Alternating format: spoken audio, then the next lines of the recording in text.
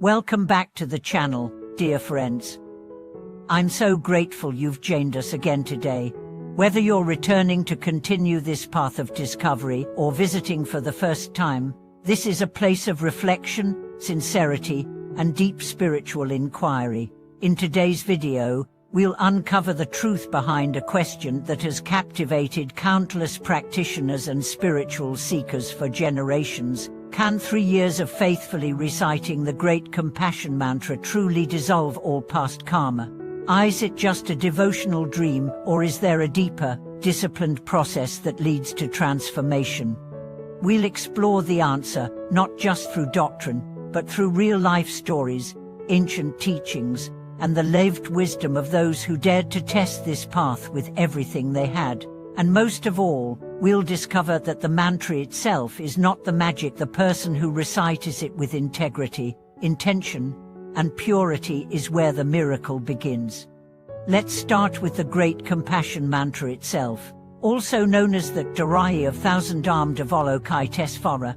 This sacred formula is one of the most powerful in Mahayana Buddhism. It is not simply a series of phonetic syllables.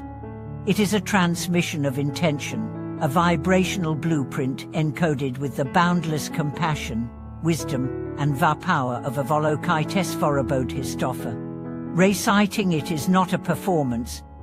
It is a communion. Each syllable is a drop of sacred sound, dissolving the hardened layers of ego, ignorance, and karmic residue. But the transformation it brings does not occur merely by sound alone. It requires depth of heart, discipline of conduct, and continuity of practice. There's a teaching passed down by an elder monk.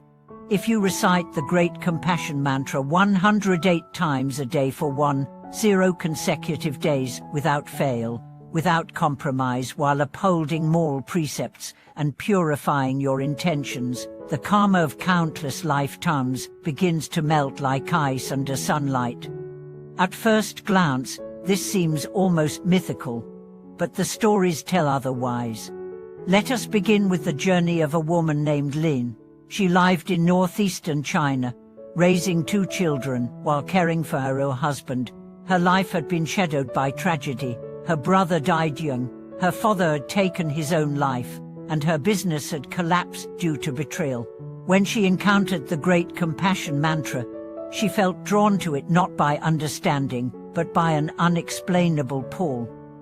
One evening, in the depth of despair, she vowed, "I will recite this mantra every day for 3 years, not to escape suffering, but to understand it." She created a daily routine. Rise at 4:30 am, bathi, light incense, recite 108 times. Oh excuses, oh deviations. Her body resisted, her mind wandered, her emotions rose and fell, but she kept going. After 6 months, something shifted. She no longer reacted with anger. Her children noticed her calm. Her husband, once bitter and withdrawn, softened. In the 2nd year, her health improved. Her relationships healed. By the end of the 3rd year, she wasn't just reciting the mantra. She had become it peaceful, expansive, and luminous. She didn't win the lottery.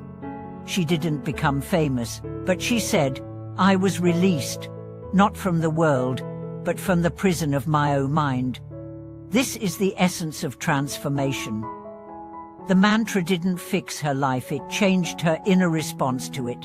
And that, in turn, changed everything. Another story comes from a man who had spent 10 years in prison for a violent crime. He discovered the great compassion mantra in a worn-out book left in the prison chapel. Something about it moved him.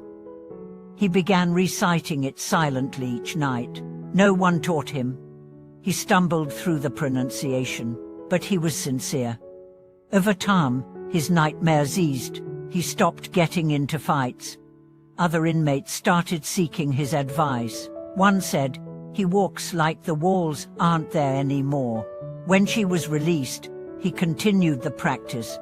Today, he leads a shelter for troubled youth, and his only answer when asked how he changed his life is, "I repeated compassion until I became it." What makes 3 years so significant? It is the minimum time required to dissolve old mental patterns, build a new spiritual identity, and generate enough momentum for deep karmic transformation. It is said that short-term effort creates temporary results, but long-term devotion changes your karmic signature. But this practice cannot be isolated. The mantra is part of a triangle: vow, recitation, and morality.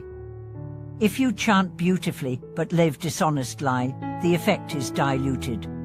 If you recite daily but violate the precepts, lying, harming, consuming toxic media or food, the vibration of the mantra cannot anchor in your life.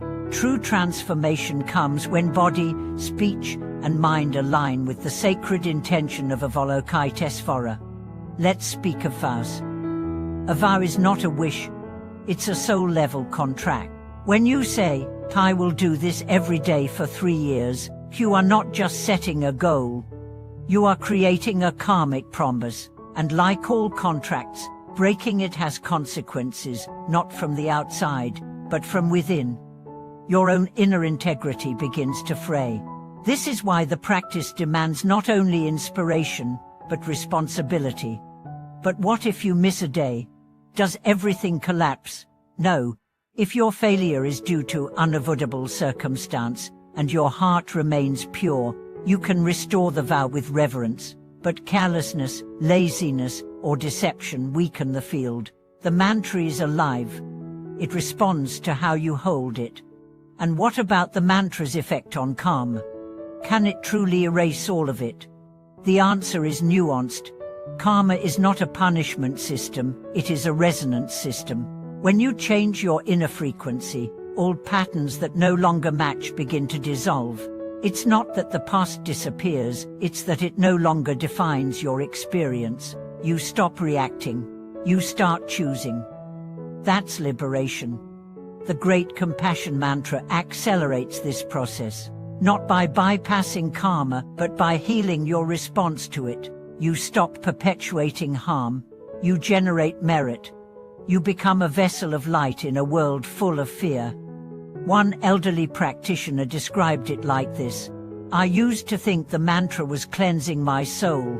Now I see it was teaching me to become the cleanser, to wash my thoughts, my habits, my words, every single day." The most miraculous change isn't in the outer world, it's in the inner climate. The storm passes. The sun appears. You begin to notice things differently. A flower, a child's laughter, the silence between your thoughts. These are signs that the compassion you invoke has taken root.